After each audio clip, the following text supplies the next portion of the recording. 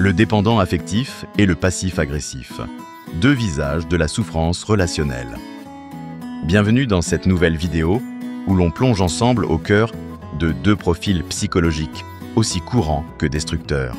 Le dépendant affectif, qui s'accroche par peur d'être abandonné, et le passif agressif, qui détruit à petit feu sans jamais attaquer frontalement. Tu te demandes peut-être pourquoi certaines personnes semblent incapables d'être seules.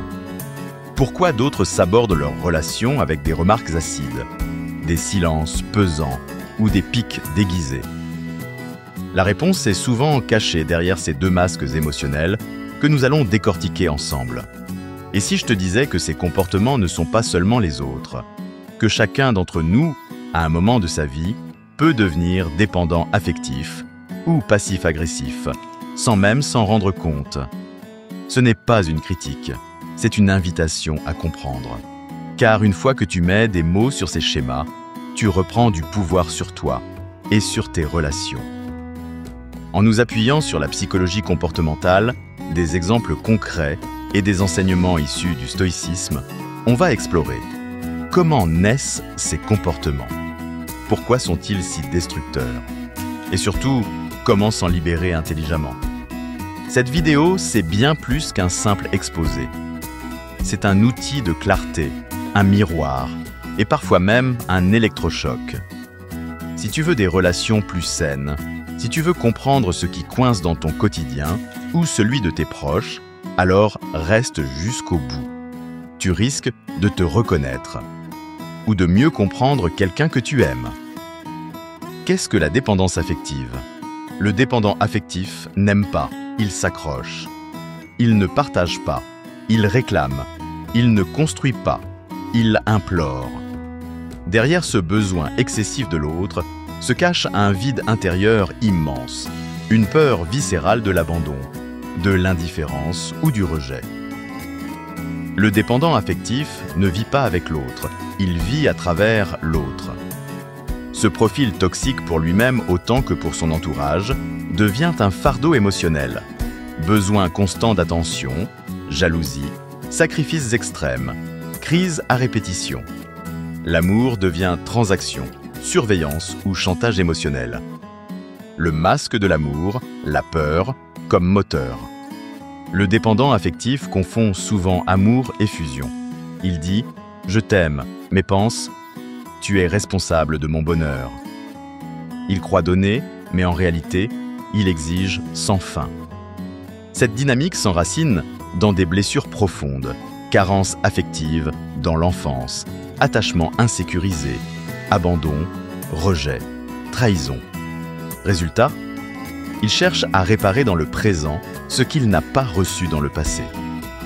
Le philosophe stoïcien Épictète nous avertissait pourtant « Ce qui trouble les hommes, ce ne sont pas les choses, mais l'opinion qu'ils en ont. » Ce n'est donc pas l'absence de l'autre qui détruit le dépendant, mais sa croyance qu'il ne vaut rien sans l'autre.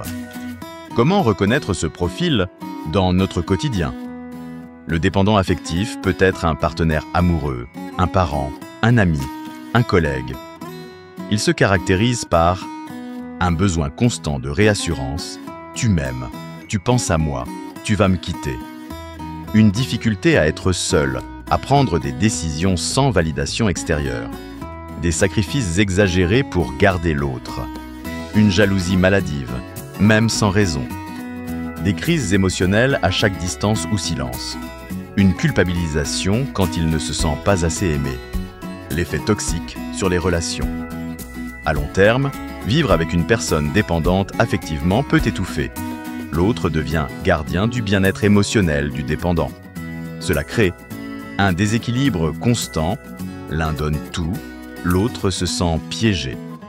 Un chantage émotionnel voilé, si tu m'aimais vraiment, Un effacement de l'identité personnelle, je vis pour toi, je n'existe que par toi. Des conflits à répétition liés à des attentes irréalistes. Le dépendant affectif cherche une sécurité extérieure que seule une solidité intérieure peut lui offrir. Que dit la philosophie stoïcienne? Les stoïciens nous invitent à cultiver l'autonomie émotionnelle. Épictète enseigne Ne dis pas de choses qu'elle est à toi, mais qu'elle t'a été prêtée. Ainsi, même l'amour, même la présence de l'autre sont vus comme des dons éphémères que l'on doit accueillir avec gratitude, sans s'y attacher de manière destructrice. Marc Aurèle, lui, nous rappelle « Ton âme est à toi, pas ce que pense ou fait l'autre ». C'est donc dans la maîtrise de soi, dans le recentrage sur ce qui dépend de nous, que se trouve la voie vers l'amour libre, sain, solide. Une histoire. Malik et la prison dorée. Malik, 38 ans, cadre dynamique, tombe éperdument amoureux de Léa. Tout semble beau, mais très vite, il veut tout contrôler. Les messages, les horaires, les amitiés. Il panique dès qu'elle ne répond pas, menace de rompre par peur d'être abandonné. Un jour, Léa, épuisée, le quitte. Malik s'effondre. En thérapie, il découvre que depuis l'enfance, il croit qu'il ne mérite pas l'amour, sauf s'il se rend indispensable. En travaillant sur ses schémas, il apprend à se donner à lui-même ce qu'il attendait de l'autre. Comment sortir de la dépendance affective? Voici quelques étapes inspirées de la psychologie et du stoïcisme. Revenir à soi. Qui suis-je, indépendamment de l'autre? Reprogrammer ses croyances. Ai-je vraiment besoin d'être aimé pour exister? Accepter l'impermanence. Rien ni personne ne m'est dû à jamais. Cultiver la solitude choisie. Apprendre à être bien avec soi. Renforcer son moi rationnel. Ce qui dépend de moi, ce sont mes pensées, mes réactions, mes choix. Aimer sans s'attacher, exister sans dépendre. Le but n'est pas de devenir froid ou distant. Le but est de ne plus aimer par peur, mais par liberté. D'offrir sans attendre, de rester entier, même quand l'autre s'éloigne. Le stoïcisme ne nie pas l'amour, il le purifie. Il nous pousse à aimer avec conscience, sans possession, sans illusion. Comme le dit Sénèque, « Aime comme si tu devais un jour cesser d'aimer. Vis comme si tu devais mourir demain. » La vraie force n'est pas dans l'attachement, mais dans la capacité à aimer sans se perdre. Le passif agressif dans notre quotidien. Comprendre sans excuser. Les hommes ne sont pas perturbés par les choses, mais par l'opinion qu'ils en ont. Épictète. L'hostilité déguisée. Le passif agressif ne crie pas, il soupire. Il ne vous attaque pas, il vous oublie. Il ne vous insulte pas, mais vous taquine, souvent un peu trop. Dans notre quotidien, ce type de comportement est insidieux, souvent invisible à l'œil nu, mais profondément toxique. Il use, confond et finit par briser des relations. Contrairement à l'agressivité directe, la passivité agressive utilise la fuite, le sarcasme, la procrastination ou le silence pour exprimer une colère refoulée. Il s'agit d'une stratégie de communication où le message réel est caché derrière une apparence d'inoffensivité. Mais faut-il pour autant excuser ce comportement? Non. Comprendre? Oui. Excuser? Jamais. Reconnaître le passif agressif dans la vie quotidienne. Le passif agressif est souvent un collègue, un parent, un partenaire ou un ami. Il ne vous dira jamais franchement ce qui le dérange. À la place, il oublie des choses importantes. Il arrive en retard de manière répétée. Il vous complimente de manière blessante. « Oh, tu portes cette chemise, c'est audacieux. » Il répond à vos demandes par un « oui » suivi d'un non-agir. Il fait des blagues qui sont des piques déguisées. Il utilise le silence comme une arme. Exemple concret. Julie demande à son compagnon de sortir la poubelle. Il dit « oui », mais ne le fait jamais. Quand elle insiste, il répond « eh ben, dis donc, t'es bien exigeante, tu devrais te détendre. » Il vient de transformer sa propre négligence en une attaque contre elle. Ce glissement, fréquent chez les passifs agressifs, rend toute confrontation difficile. Pourquoi agit-il ainsi? Le mécanisme psychologique. La passivité agressive est souvent une stratégie apprise dès l'enfance. Elle résulte d'un environnement familial où l'expression directe des émotions était punie, d'un profond mal-être et d'un sentiment d'impuissance face à l'autorité ou au conflit, d'un désir de se faire entendre sans prendre de responsabilité directe. Le passif agressif fuit le conflit, tout en le générant. Il se croit impuissant, mais cherche à reprendre le contrôle en s'abordant discrètement l'autre. C'est là que la philosophie stoïcienne apporte une clarté. Ce n'est pas l'autre qui me blesse, c'est ma réaction non maîtrisée. Mais attention, cela ne signifie pas qu'on doive se taire. Cela signifie qu'il faut réagir lucidement sans alimenter le jeu toxique.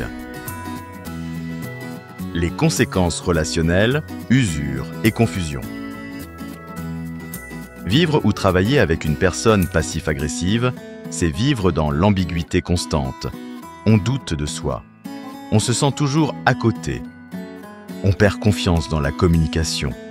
On a peur de demander, de parler, d'exister. Le passif agressif vous fait croire que c'est vous le problème. Et c'est précisément là que se situe la manipulation. Il se place en victime, tout en exerçant un pouvoir invisible. Comment réagir? La voie du stoïcien lucide. Ne pas tomber dans le piège émotionnel.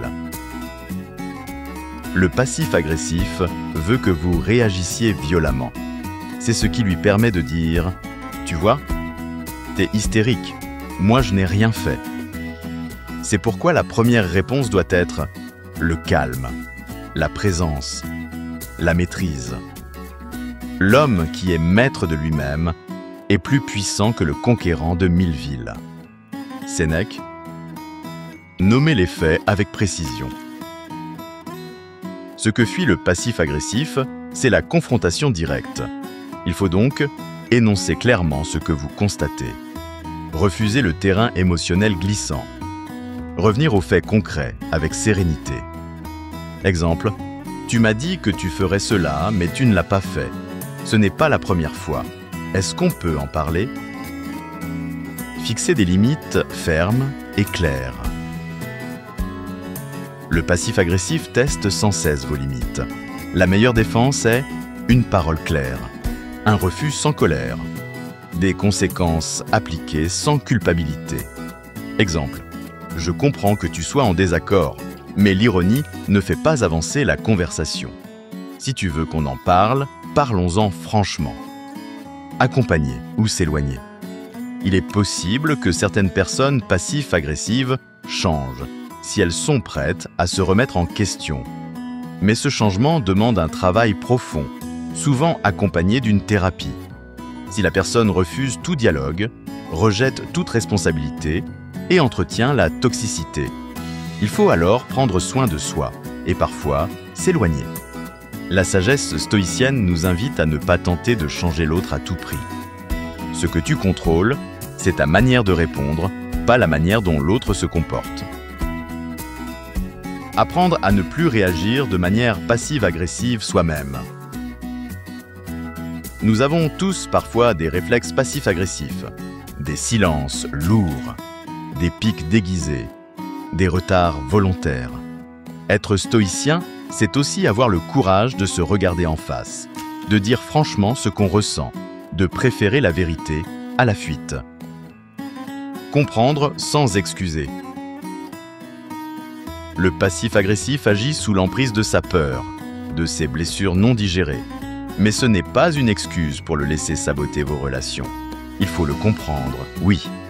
Mais il faut surtout s'en protéger avec calme, fermeté et lucidité. Le stoïcien moderne n'est pas naïf. Il voit ce qui est, il nomme ce qu'il voit. Et il avance, libre, dans la clarté.